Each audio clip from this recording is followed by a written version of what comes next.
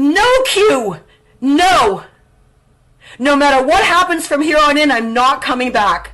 You blew it. Next year will be 7 years of doing disclosure for you.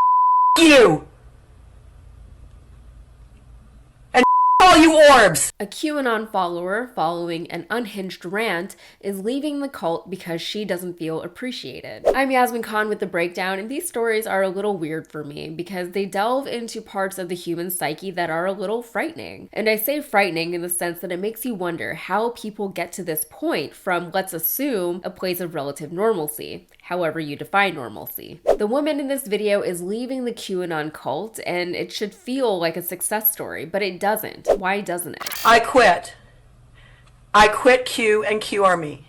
And the reason why I quit is because on December 19th, 2022, Q refused to acknowledge my Q plus 3730. And I've been doing it for 6 years.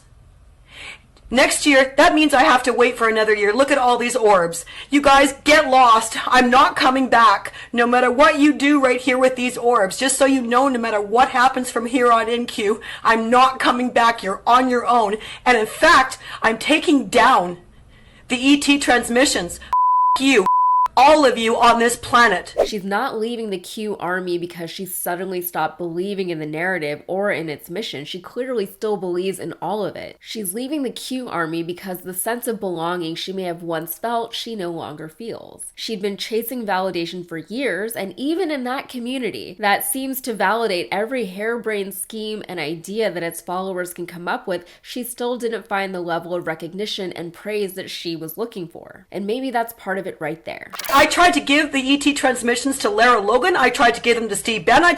Lara Logan, I got gang a whole bunch of times. Therefore, I'm a legit journalist. Bull, Lara Logan. If you look at a lot of the comments beneath her video on Reddit and on Twitter, a lot of the comments make allusions to the woman's apparent narcissism and mental health issues. Some people argue that mental health issues shouldn't be used as a scapegoat for what is clearly just hatefulness or stupidity or at best ignorance. Dunning-Kruger comes up quite a bit when discussing anyone living in any kind of bubble, and honestly, we're all living in some sort of bubble, however big or small it may be. We're all completely ignorant to various facets of life on this planet, and with that ignorance we can find plausibility in very strange and obscure ideas. If we know nothing, anything is possible. So is this woman's rant indicative of a growing mental health crisis in the United States? Maybe. CNN reported that 90% of Americans believe the U.S. is currently in the midst of a mental health crisis. According to data from the U.S. Centers for Disease Control and Prevention, suicide rates and drug overdose deaths are at record highs,